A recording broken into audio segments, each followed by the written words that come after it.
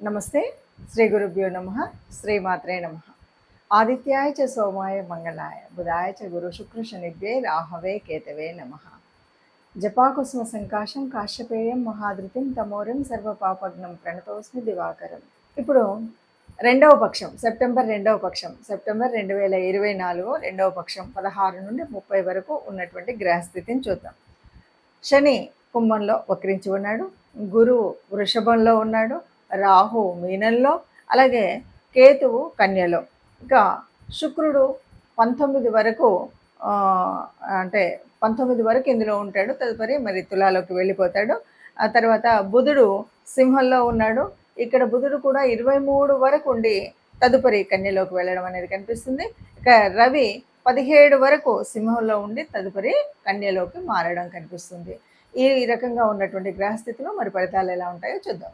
ఇప్పుడు మనం చూస్తున్నటువంటి గ్రహస్థితిని కనుక చూస్తే కొన్ని ప్రత్యేకమైనటువంటి స్థితులు మనకు కనిపిస్తున్నాయి.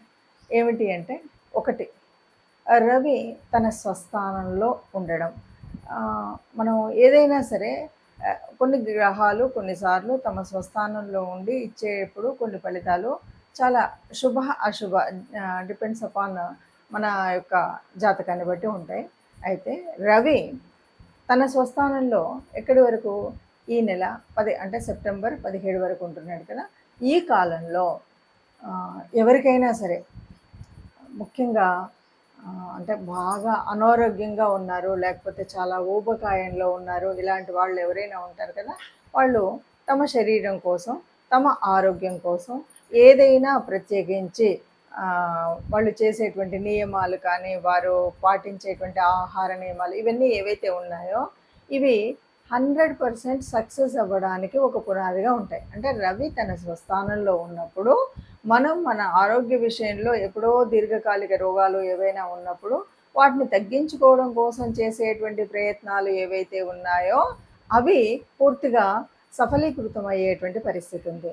అంటే ఈ 17వ తారీఖు వరకు ఏ రాశి వారైనా, ద్వాదశ రాశుల్లో ఎవరైనా సరే ఆరోగ్య పరిస్థితి మెరుగుపరుచుకోవడం కోసం చేసుకోవాల్సినటువంటిది ఏదైనా, అంటే మనం ఒక జిమ్ సెంటర్లో జాయిన్ అవుతామా, వాకింగ్ చేస్తామా, లేకపోతే ఆరోగ్య నియమాలు పాటిస్తామా, నేచర్ క్యూర్లో జాయిన్ అవుతాం, మన ఇష్టం. కానీ ఈ అనారోగ్యం నుండి ఆరోగ్యంలోకి రావడానికి ఒక పునాది అయితే ఉండేటువంటి పరిస్థితి, చక్కటి అవకాశం అనమాట. అందుకని దీన్ని అందరూ వినియోగించుకోవడానికి మంచి సానుకూల పరిస్థితి.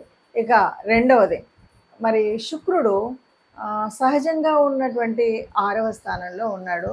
సహజ భవచక్రంలో కనుక చూస్తే, సహజ భవచక్రంలో 6వ స్థానము అంటే ఇది చాలా వరకు అప్పుల స్థానం కదా, రుణస్థానం, రుణ రోగ శత్రుస్థానం కదా. అక్కడ శుక్రుడు ఉన్నాడు. ఎట్లా ఉన్నాడు? నీచపడి ఉన్నాడు. నీచపడి ఉండడం వల్ల కొంచెం అందరూ, ఏ గ్రహం వాళ్ళు, ఏ రాశి వాళ్ళైనా, ఏ స్థలంలో ఉన్నా అందరూ చేయవలసింది ఏంటంటే, ఎవరికైనా సరే అప్పులు ఇచ్చేటప్పుడు, తీసుకునేటప్పుడు, ఇలాంటప్పుడు కొంచెం జాగ్రత్తగా లేకపోతే కనుక ఫైనాన్షియల్గా ఇబ్బందులు పడేటువంటి అవకాశం ఉంటుంది. కాబట్టి ఇది ముందు జాగ్రత్తగా మనం తీసుకోవాల్సినటువంటి ఒక నియమం.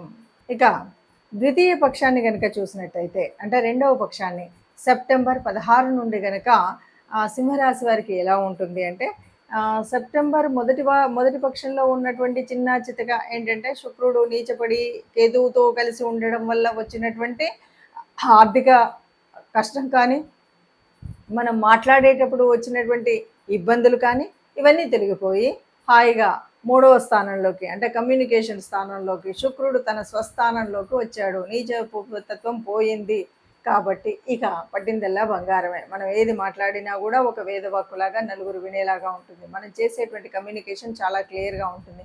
ఇప్పటి వరకు మనకు స్నేహితులు కానీ, మన సోదరులు కానీ శత్రుత్వాన్ని పెంచుకున్నటువంటి వారు చక్కగా ఆ శత్రుత్వాన్ని వేడి మంచిగా వాళ్ళు చేసినటువంటి పొరపాటుని గ్రహించి సన్నిహితంగా ఉండేటువంటి పరిస్థితి కనిపిస్తుంది.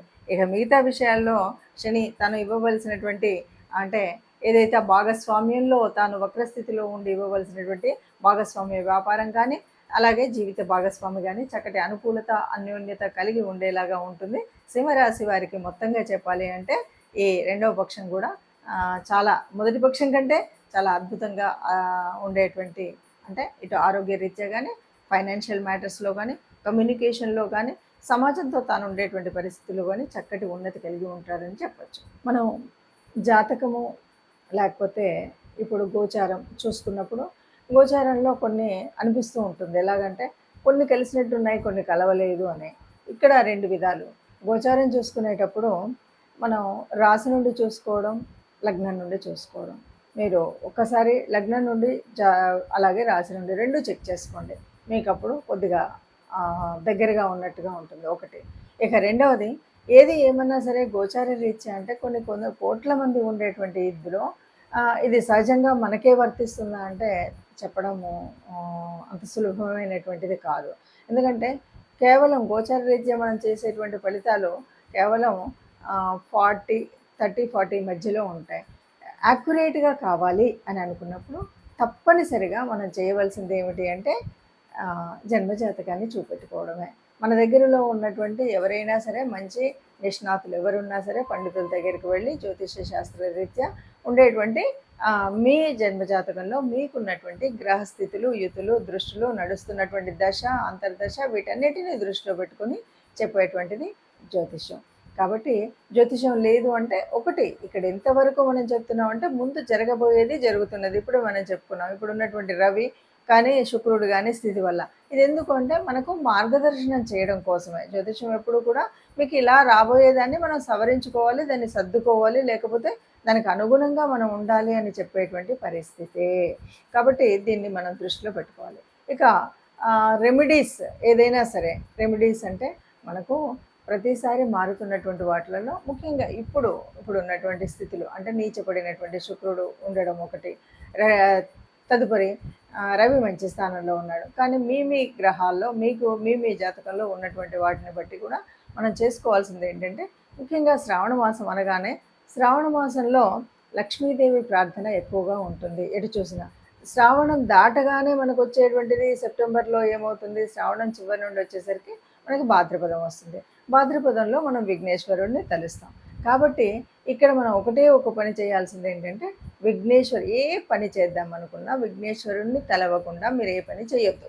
మొదటిది విఘ్నేశ్వర ప్రార్థనతో మొదలు పెట్టడం అంటే విఘ్నేశ్వరుడిని తలుచుకొని మనసులోనైనా మనకు వస్తే శ్లోకం చదువుకుంటాను, లేకపోతే చేతులెత్తి 2 చేతులతో దండం పెట్టి స్వామి నువ్వే ఉన్నావయ్యా అని దండం పెట్టడమే. అలా దండం పెడుతూ మనం ముందుకు వెళ్ళడమే ఇది. ఇక రెండవది వీలైనంత వరకు గోశాలకు వెళ్ళడమా, గోగ్రాసం ఇవ్వడమా, ఇది మన గోసేవ చేయడమా, ఈ మూడిట్లలో ఏది మీకు వీలవుతే, ఏది సులభమవుతే, ఏది అనువుగా ఉంటే దాన్ని చేయొచ్చు. గోమాతకి గోగ్రాసం తినిపించడం, గోశాలకు వెళ్ళి ఆ గోమాతని ప్రార్థించడము, అలాగే సేవ చేయడం. గోశాలలో సేవ చేయడం అనేటువంటిదంత ఉత్తమమైంది ఇంకొకటి లేదు. ఈ మూడింట్లో మీకు ఏది వీలవుతే అది చేసినట్టయితే తప్పకుండా మనకు ఏదో చిన్నగా అటు ఇటుగా ఉన్నటువంటి ఆ చిన్నవి అంటే ఫైనాన్షియల్గా కానీ, మాట తీరులో కానీ, ఇంకేదైనా ఆరోగ్యరీత్యా కానీ ఉన్నటువంటి నష్టాలు కష్టాలు అన్నీ పోయి సుఖంగా ఉంటాము అని చెప్పచ్చు. నమస్తే.